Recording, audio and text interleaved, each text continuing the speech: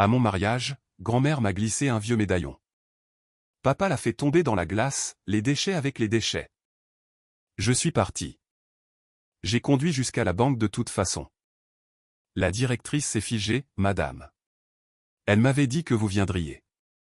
J'ai tenu le médaillon dans la paume de ma main pendant tout le trajet du retour, même si ma main se crispait et que ma bague de fiançailles n'arrêtait pas de s'accrocher à la chaîne. Il était terni. La charnière était lâche. Ma grand-mère me l'avait pressé dans la main lors du dîner de répétition et m'avait chuchoté quelque chose que je n'avais pas bien entendu par-dessus le tintement des verres. Et maintenant, c'était la seule chose au monde qui semblait avoir un poids. J'ai 31 ans. Je travaille comme orthophoniste pédiatrique dans une clinique à 2 pâtés de maison d'un café où le serveur connaît ma commande et ne demande jamais comment se passe ma journée, ce qui est le genre de petite miséricorde que l'on n'apprécie pas tant que l'on n'a pas eu une famille comme la mienne. J'ai appris il y a longtemps comment me faire toute petite, comment hocher la tête au bon moment, comment laisser ma belle-mère finir sa phrase même quand elle mentait. Je m'entraîne à l'invisibilité depuis l'âge de 9 ans, l'année où ma vraie mère est morte et l'année où mon père a commencé à amener son ami du bureau à mes pièces de théâtre à l'école. Elle s'appelait Lorraine. Elle avait un rire qui ressemblait à un tiroir de cuisine plein de fourchettes. Et en 18 mois, elle est devenue ma belle-mère. Et en 2 ans, elle a eu une fille à elle, issue d'un précédent mariage. Et cette fille, ma demi-sœur, Bridget, est devenue le soleil autour duquel toute notre maisonnée gravitait. Je suis devenu quelque chose comme la lune, visible seulement quand elle ne l'était pas. Ma grand-mère, la mère de ma mère, était la seule à m'avoir jamais regardé et à avoir vu une personne entière. Elle s'appelait Eunice et elle vivait seule dans une maison en planche à clin à l'extérieur de Brattleboro, dans le Vermont, avec un poêle à bois qui cliquetait quand il refroidissait et un chat nommé Pudding qui détestait tout le monde sauf moi. Elle avait été professeure de chimie au lycée pendant 41 ans. Elle lisait des romans policiers avec un surligneur jaune à la main, et elle faisait le pire café que j'ai jamais goûté de ma vie, mais j'aurais conduit à travers un blizzard pour le boire. Elle m'a donné le médaillon la veille de mon mariage. Je l'avais fait venir en avion en Caroline du Nord, où je vis maintenant, et je l'avais logé dans le chalet d'invités du domaine. Elle avait 86 ans, et ses mains tremblaient quand elle tenait une tasse de thé, mais ses yeux étaient toujours aussi perçants qu'un couteau d'office. Lors du dîner de répétition, elle m'a prise à part pendant que tout le monde s'occupait du dessert. Elle avait quelque chose enveloppé dans un mouchoir jaune, et elle l'a pressé dans ma paume et a replié mes doigts dessus. Il appartenait à ta mère, a-t-elle dit. Et avant cela, à moi. Et avant cela, à ma mère. Je veux que tu le portes demain. Ne le montre à personne avant. Porte-le, tout simplement. Je lui ai dit que je le ferais. Je lui ai demandé ce qu'il y avait à l'intérieur.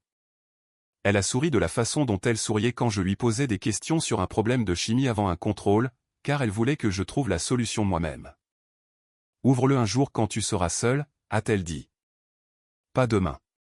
Demain sera trop bruyant. Un autre jour, quand tu seras prête. J'aurais dû l'ouvrir ce soir-là. J'y pense beaucoup. Le matin du mariage, je me suis réveillé à 5 heures et je me suis assise sur le bord du lit dans la suite nuptiale, et j'ai regardé le médaillon dans la lumière grise de l'aube. C'était un petit objet ovale, autrefois en or, maintenant plutôt de la couleur du vieux miel.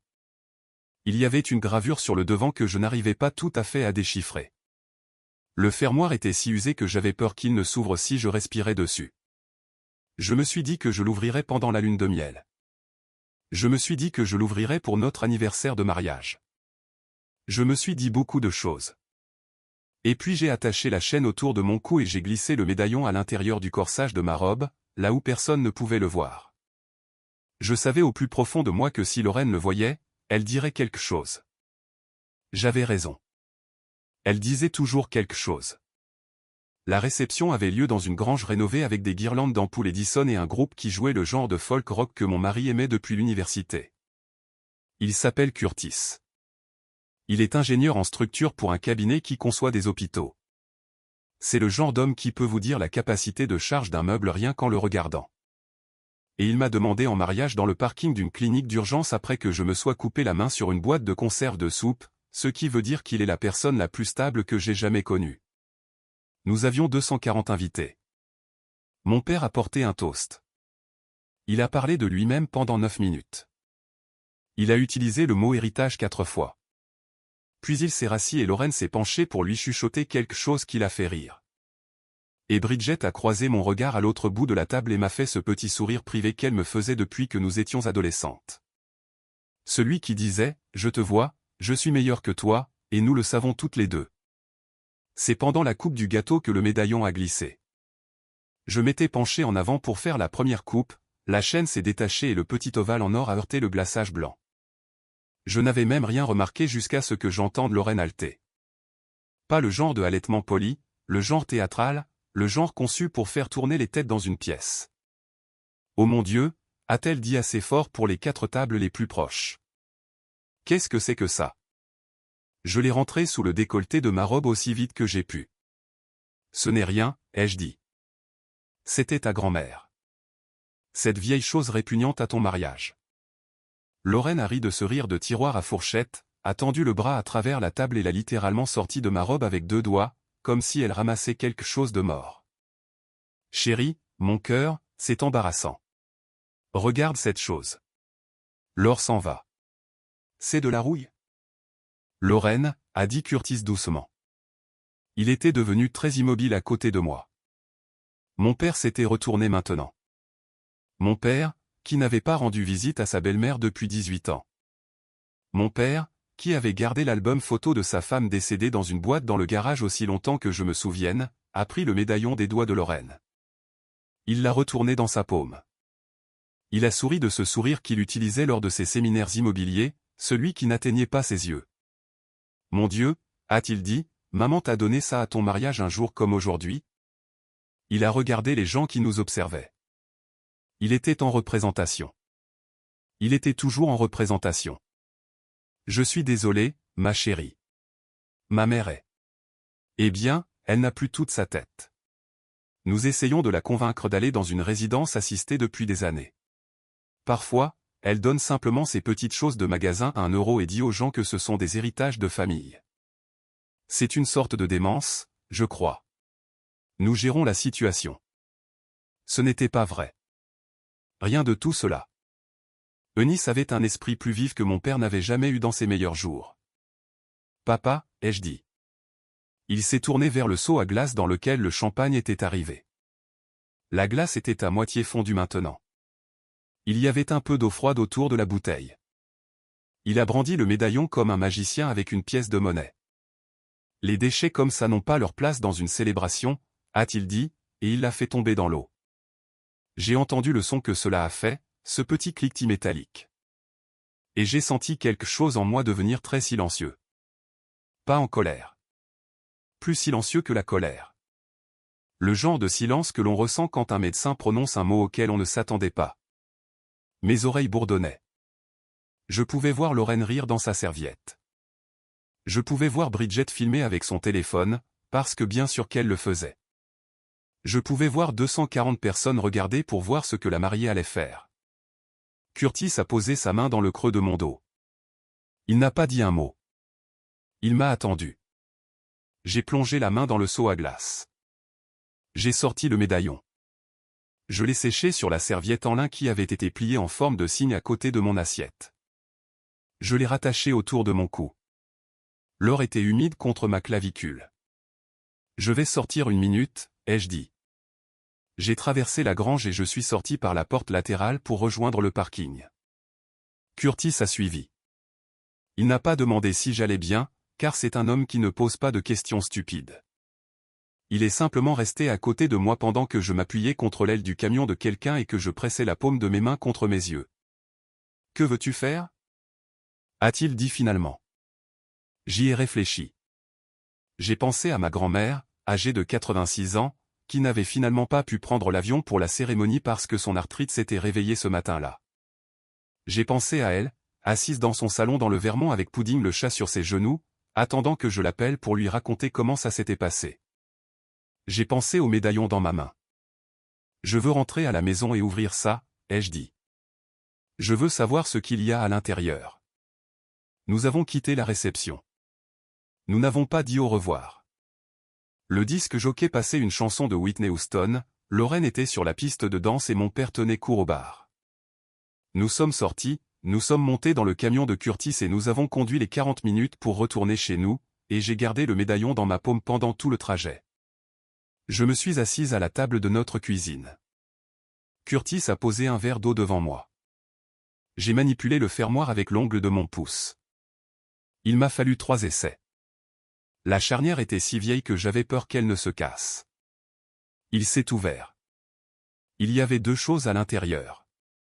La première était une minuscule photographie, pas plus grande qu'un ongle, de ma mère quand elle était jeune femme. Elle riait de quelque chose hors du cadre. Je n'avais jamais vu cette photo auparavant. J'ai dû la poser sur la table et détourner le regard un instant. La deuxième chose était un morceau de papier plié, si fin et froissé tant de fois qu'il tombait presque en morceaux. Je l'ai ouvert avec précaution. C'était une clé. Ou pas exactement une clé. C'était l'empreinte d'une clé tracée au crayon, avec un numéro écrit en dessous et l'écriture de ma grand-mère. Banque bénéficiale Nordiste, succursale de Brattleboro. Boîte V09. Demandez Marlène Thibideau. Je l'ai fixé pendant un long moment. Curtis a regardé par-dessus mon épaule. Coffre-fort, a-t-il dit doucement. Je sais. Tu penses que ta grand-mère. Je ne sais pas ce que je pense. J'ai replié le papier. Je vais l'appeler. Mais quand j'ai appelé la maison de ma grand-mère, le téléphone a sonné, sonné et sonné, et a finalement basculé sur son vieux répondeur, celui avec la voix de ma mère toujours sur le message d'accueil parce que Nice n'avait jamais eu le cœur d'enregistrer par-dessus. J'ai laissé un message. Je lui ai dit que je l'aimais. Je l'ai remercié pour le médaillon. Je lui ai dit que je rappellerais le lendemain matin. Le lendemain matin, l'appel que j'ai reçu venait d'un hôpital de Brattleboro. Elle était tombée dans la soirée. L'infirmière m'a dit qu'un voisin l'avait trouvée à 6 heures du matin quand Pudding pleurait à la porte. Elle était en vie mais ne réagissait pas. Il faisait ce qu'il pouvait. J'ai conduit jusqu'au Vermont ce jour-là. Je n'ai même pas fait de valise. Curtis a jeté des vêtements dans un sac de sport et nous sommes partis en moins de 90 minutes. Nous avons conduit 15 heures d'affilée, en changeant de conducteur aux stations-service, et je suis resté assise sur le siège passager avec le médaillon serré dans ma main. Et je n'ai pas pleuré une seule fois parce que pleurer n'allait pas me faire arriver plus vite. Elle a vécu encore 4 jours. Elle s'est réveillée 2 fois. La deuxième fois, elle m'a regardé, elle a regardé le médaillon autour de mon cou, elle m'a serré la main une fois, très faiblement, et elle a souri. « Ouvre-le » a-t-elle chuchoté. Je l'ai ouvert, grand-mère. « Bien » a-t-elle dit. « Bonne fille. » Elle est morte un mardi matin dans une chambre d'hôpital avec vue sur un parking. J'ai tenu sa main pendant 2 heures après, jusqu'à ce qu'une infirmière entre et me dise très doucement que je devais la laisser partir maintenant. L'enterrement était petit, 12 personnes. Mon père est arrivé en retard et est parti tôt. Lorraine portait une robe noire qui était trop courte pour l'occasion et s'est plainte tout le temps du trajet. Bridget n'est pas venue du tout. Elle avait une retraite de yoga ce week-end-là. Je n'ai parlé à aucun d'entre eux. Curtis s'est occupé d'eux. Curtis est doué pour ça. Après l'enterrement, j'ai conduit jusqu'à la succursale de Brattleboro de la banque bénéficiale Nordiste avec le papier plié du médaillon dans mon sac à main, et j'ai demandé Marlène Thibideau. Elle est sortie de l'arrière-boutique.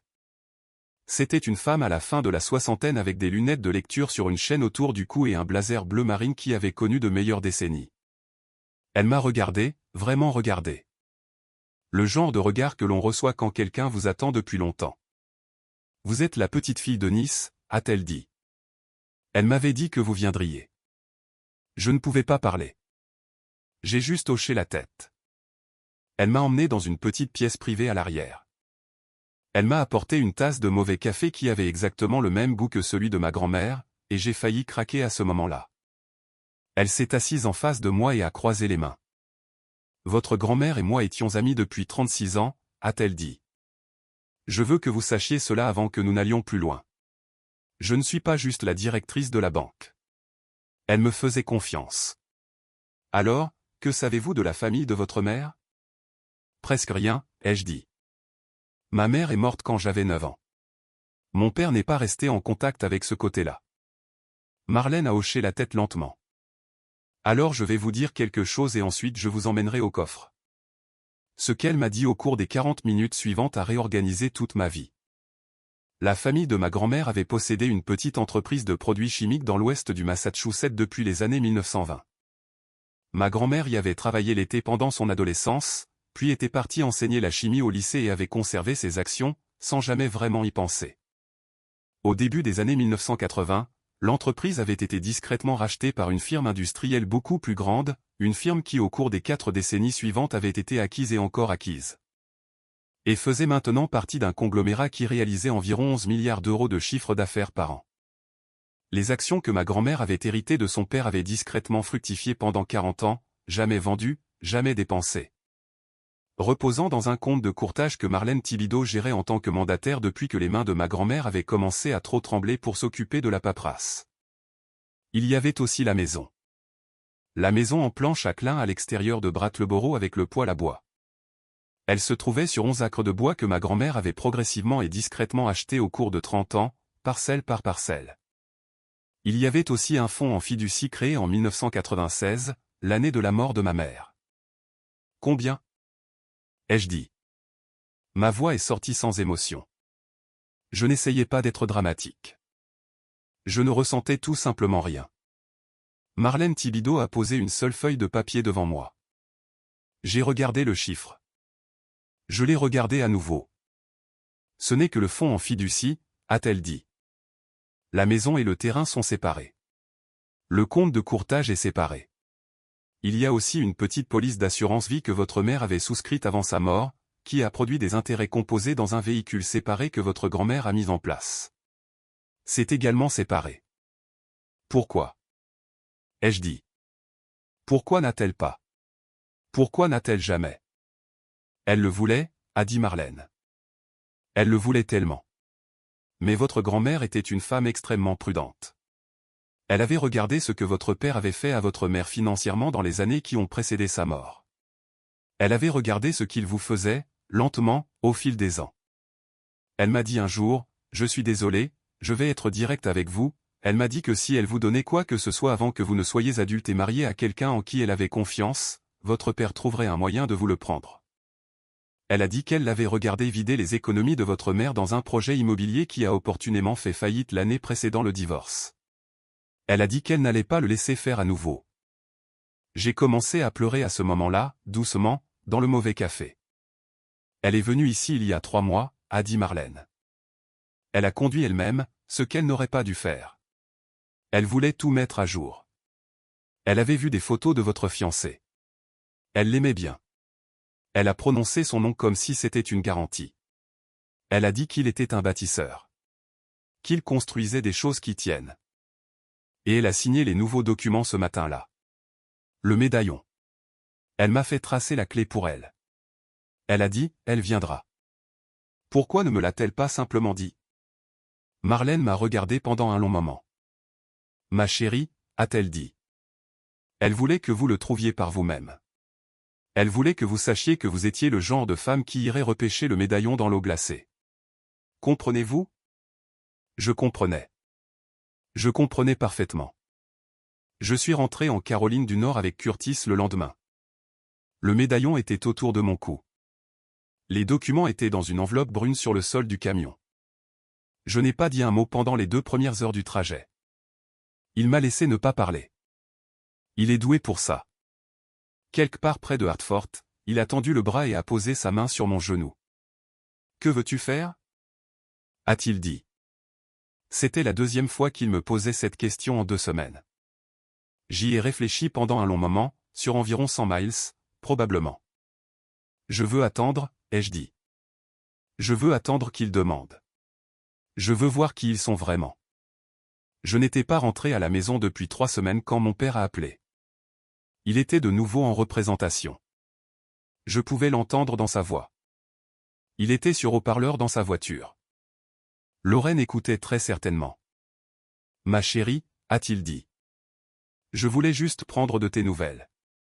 Nous étions inquiets de te voir quitter ton propre mariage comme ça. Nous essayons tous simplement de profiter de la journée.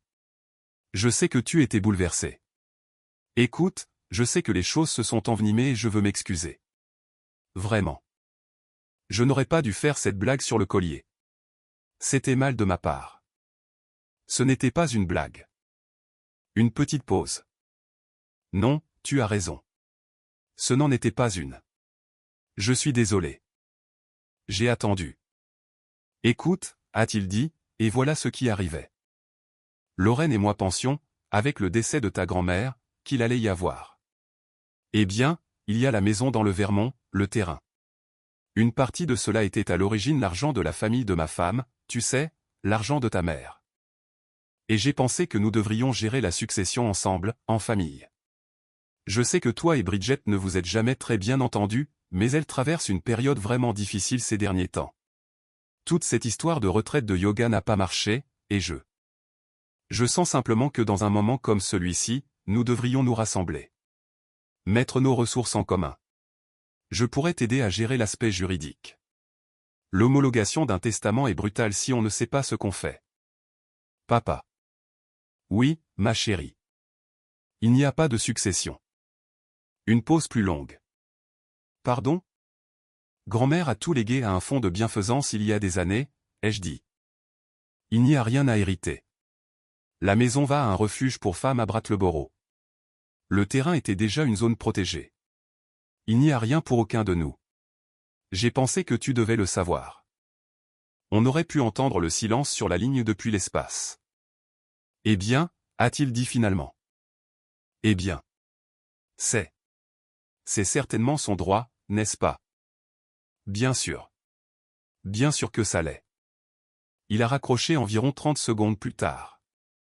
Lorraine m'a appelé 4 fois cette semaine-là. Chaque appel laissait un message vocal plus long que le précédent. Le premier était gentil. Le quatrième ne l'était pas. À la fin, elle disait que ma mère aurait honte de moi. Je n'ai pas rappelé. Ce que j'ai fait à la place, c'est quelque chose que Curtis et moi avions planifié pendant le trajet du retour. J'ai appelé Marlène Thibodeau. Je lui ai dit ce que je voulais faire. Elle est restée silencieuse un instant. Puis elle a ri. Juste un petit rire de surprise et elle a dit, « Votre grand-mère m'avait dit que vous diriez quelque chose comme ça. » Voici ce que nous avons fait. J'ai demandé à Marlène de rédiger une lettre sur le papier à en-tête de la banque, adressée à mon père. La lettre l'informait très poliment et dans un langage juridique très précis qu'il était nommé dans un petit document accessoire joint au testament de ma grand-mère et qu'on lui demandait de se présenter à la banque en personne avec une pièce d'identité avec photo pour discuter de la disposition de certains actifs qui avaient été affectés à son nom. La lettre mentionnait un chiffre, pas le vrai chiffre. Un chiffre modeste. 48 000 €. Assez pour être plausible. Assez pour être tentant. Assez pour lui faire conduire 800 miles. Il a conduit 800 miles. Il a amené Lorraine. J'attendais dans la salle de conférence de la banque à leur arrivée. Marlène aussi. Curtis aussi. Ainsi qu'un homme nommé Donovan Alverson, qui était un expert comptable judiciaire que le cabinet de Curtis avait utilisé pour un projet précédent, et une femme nommée Pierrine Whittaker, qui était une avocate de Boston spécialisée dans l'exploitation financière des personnes âgées. Et une troisième personne qui s'est présentée comme un enquêteur spécial du bureau du procureur général du Vermont. Mon père est entré dans cette salle de conférence en s'attendant à recevoir 48 000 € et une poignée de main. Ce qu'il a obtenu à la place, c'est une expertise comptable de chaque chèque qu'il avait encaissé du compte personnel de ma mère dans les 18 mois précédant sa mort. Il a obtenu le dossier d'un prêt de promotion immobilière qu'il avait contracté en 1995 en utilisant la signature de ma mère, ce que Pierrine Whittaker était prête à prouver comme étant une falsification. Il a obtenu une déclaration de ma grand-mère, sous serment et notariée 3 mois avant sa mort, décrivant en détail une conversation qu'elle avait eue avec ma mère au printemps 1995. Dans laquelle ma mère lui avait dit qu'elle soupçonnait mon père de retirer de l'argent de leur compte joint à son insu, et qu'elle avait peur de le confronter à ce sujet. Pierrine Whittaker lui a expliqué très calmement que le délai de prescription pour certains crimes financiers contre les personnes âgées dans l'État du Vermont pouvait être prolongé en cas de comportement continu, et que la succession de ma grand-mère, bien qu'elle ait été distribuée presque entièrement à des œuvres caritatives, conservait sa capacité juridique grâce à une petite réserve spécifiquement désignée dans le but d'enquêter sur toute irrégularité historique à l'encontre de ma mère. On lui a dit que l'enquêteur spécial du bureau du procureur général était là parce que les documents originaux du prêt de 1995 semblaient avoir été utilisés comme garantie dans 3 transactions ultérieures, dont 2 avaient franchi les frontières de l'État. Ce qui soulevait des questions de juridiction fédérale. Je l'ai regardé pendant que tout cela était dit. J'ai vu la couleur quitter son visage. J'ai vu la bouche de Lorraine s'ouvrir et rester ouverte. J'ai regardé les mains de mon père qui tremblaient sur la table de conférence, de la même façon que les mains de ma grand-mère avaient tremblé dans ces dernières années. C'est un malentendu, a-t-il dit. Eunice était une vieille femme sénile. Elle ne savait pas ce qu'elle faisait. Marlène Thibideau s'est levée. Eunice Marie Vandermeer était la femme la plus lucide que j'ai jamais connue, a-t-elle dit. Et vous ne parlerez pas d'elle comme ça dans ce bâtiment. Pierrine Whittaker a fait glisser un seul document sur la table. Ceci est une offre de règlement, a-t-elle dit. Elle n'est pas négociable. Vous céderez à ma cliente toutes les réclamations que vous pourriez croire avoir contre la succession d'Eunice Marie Vandermeer ou la succession de sa défunte fille. Vous signerez un accord de non-divulgation concernant le contenu de cette réunion. Vous rembourserez, selon un échéancier structuré de 72 mois, le montant que l'audit judiciaire a déterminé comme ayant été détourné des comptes personnels de votre défunte épouse pendant votre mariage, plus les intérêts légaux. En échange, ma cliente n'engagera pas de poursuite fédérale, et le bureau du procureur général a accepté de considérer l'affaire comme close sur le plan administratif. Elle a levé les yeux. Vous avez 1 heure pour signer. Après cela, cette conversation deviendra un signalement aux autorités. Il a signé en 22 minutes. Lorraine a pleuré tout le temps. Ce n'était pas de vraies larmes. C'était le genre de pleurs bruyants et ornementaux. Elle n'arrêtait pas de me regarder comme si j'étais censé avoir pitié d'elle. Je n'en ai rien fait. Je suis resté assise de l'autre côté de la table et je n'ai pas prononcé un seul mot de toute la réunion, car j'avais décidé pendant le trajet que j'allais laisser d'autres personnes parler pour moi pour une fois dans ma vie. Ma grand-mère avait passé 40 ans à s'organiser pour que ces personnes soient là. Le moins que je puisse faire, c'était de les laisser faire leur travail. Quand les papiers ont été signés et que les hommes et les femmes dans la pièce se sont levés et se sont serrés la main, mon père m'a regardé. Pour la première fois depuis longtemps, il m'a vraiment regardé. Pourquoi ? A-t-il dit. Sa voix était toute petite. Pourquoi fais-tu ça ? J'ai pensé à beaucoup de choses que je pourrais dire. J'ai pensé au médaillon dans le seau à glace. J'ai pensé à la photo de ma mère de la taille d'un ongle. J'ai pensé à la main de ma grand-mère serrant la mienne. J'ai pensé à l'âge de 9 ans, assise sur les escaliers à minuit, écoutant mon père crier sur ma mère à propos d'un chéquier. Parce que tu me l'as appris aussi, ai-je dit. Tu m'as appris que si on laisse les gens nous marcher dessus, ils le font. Alors, j'ai arrêté de les laisser faire. J'ai quitté la banque. Curtis attendait dans le parking. Il ne m'a pas demandé comment ça s'était passé. Il m'a juste ouvert la portière du camion, je suis monté, nous sommes retournés en Caroline du Nord et nous n'avons plus parlé de mon père pendant très longtemps. Cela fait presque 2 ans maintenant. La maison dans le Vermont, la vraie, la maison en planche à clin avec le poêle à bois, s'est avérée ne pas être incluse dans la fiducie. Ma grand-mère me l'avait laissé personnellement dans un codicile manuscrit séparé que Marlène Thibideau a produit environ 1 mois après la réunion dans la salle de conférence. Je lui avais dit que je donnerais la maison à une œuvre caritative si votre père se présentait, a-t-elle expliqué. Et je lui avais dit que je vous la donnerais si vous le faisiez. J'y vais maintenant 4 ou 5 fois par an. Curtis vient quand il peut. Le poêle à bois cliquette toujours quand il refroidit. Pudding le chat a vécu encore 11 mois, puis est mort paisiblement sur la courte pointe de ma grand-mère. Nous l'avons enterré sous le pommier et j'y ai planté des bulbes à l'automne. Je porte le médaillon tous les jours. Je l'ouvre parfois quand je suis seul et je regarde la minuscule photo de ma mère en train de rire de quelque chose hors du cadre. Et je pense au genre de femme qu'était ma grand-mère, le genre de femme qui pouvait passer 40 ans à préparer un seul acte de justice et demander ensuite à sa petite fille, la veille de son mariage, de s'il te plaît, le porter demain. Mon père a purgé 8 mois dans un établissement de sécurité minimale dans le nord du Vermont après que l'un des éléments du plan de remboursement structuré ait de toute façon été remis aux autorités fédérales lorsqu'un enquêteur a décidé que l'une des transactions de prêt interétatique justifiait un examen plus approfondi. Lorraine l'a quitté au cours du 3e mois. Bridget a publié à ce sujet sur les réseaux sociaux pendant un certain temps, puis a fait silence. Je n'ai parlé à aucun d'entre eux depuis 22 mois. Parfois, les gens me demandent si je me sens coupable de ce qui s'est passé, si j'ai été trop dur, si le pardon aurait été la meilleure voie. Je réfléchis sérieusement à cette question chaque fois qu'on me la pose. Je dois bien ça à ma grand-mère. Elle ne m'a pas élevé pour être désinvolte à propos de quoi que ce soit. Et chaque fois, je reviens à la même réponse, j'ai pardonné à mon père il y a longtemps. Le pardon est une chose que je me suis accordée à moi-même, pas une chose que je lui ai accordée. Je lui ai pardonné d'être un petit homme dans une petite vie, d'avoir choisi Lorraine au lieu de moi, pour les années d'absence, les photographies dans le garage et le toast à mon mariage qui a utilisé le mot héritage 4 fois sans jamais prononcer le nom de ma mère une seule fois. Ce que je n'ai pas fait, ce que je ne ferai pas, c'est prétendre que le pardon et les conséquences sont la même chose. Ma grand-mère m'a enseigné la chimie quand j'étais petite. Elle m'a appris que certaines réactions, une fois qu'elles ont commencé, ne peuvent pas être inversées. On ne peut pas débrûler une chose. On ne peut pas dédissoudre un sel. On ne peut que regarder cela se produire et apprendre quelle est la nouvelle substance. Je suis la nouvelle substance. Je suis la femme qui a repêché le médaillon dans l'eau glacée. Je suis la femme qui a conduit 15 heures pour tenir la main d'une femme mourante.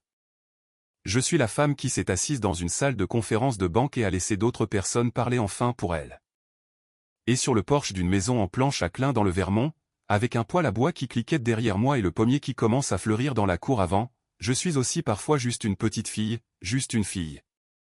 Juste une femme portant un vieux médaillon en or qui lui va exactement comme il a toujours été censé lui aller. Je pense beaucoup maintenant au silence dans cette salle de conférence de banque. La façon dont les hanches de mon père tremblaient sur la table, la façon dont personne n'a eu à élever la voix. Pendant la majeure partie de ma vie, j'ai cru que le pouvoir ressemblait à la façon dont mon père se comportait lors des fêtes, bruyant, sûr de lui, prenant de la place. Il m'a fallu 31 ans et un médaillon en or terni pour comprendre que le vrai pouvoir, c'est le contraire de ça. Le vrai pouvoir est silencieux. Le vrai pouvoir est patient. Le vrai pouvoir, c'est une professeure de chimie dans le Vermont qui passe 40 ans à construire un dossier minutieux, à combustion lente, pour la petite fille qu'elle aimait. Ce que mon père a fait au mariage n'était pas un accident. Ce n'était pas une mauvaise blague. C'était la chose qu'il avait toujours faite. La chose qu'il avait faite à ma mère avant moi, rendue visible devant 240 témoins. Et ce que ma grand-mère a fait n'était pas non plus une vengeance.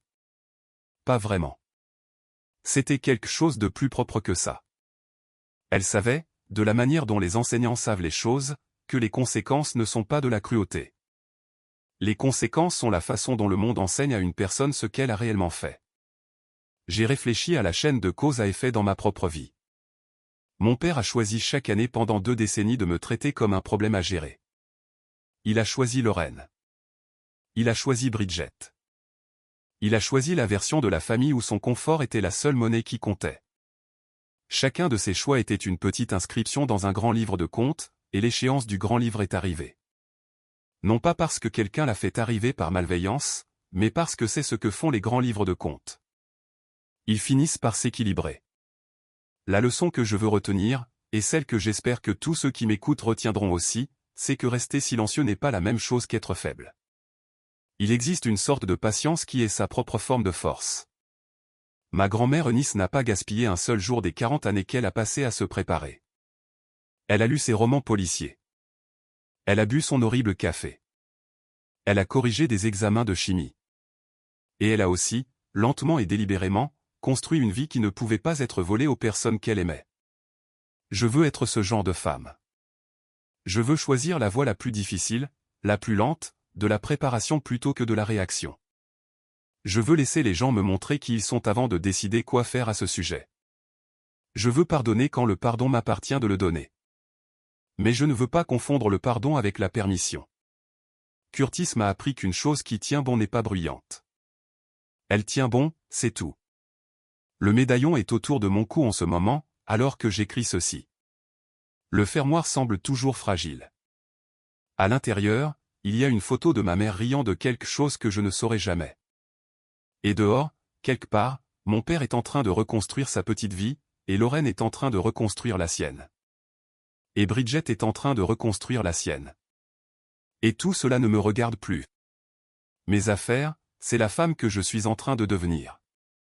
Celle qui a repêché le médaillon dans l'eau glacée.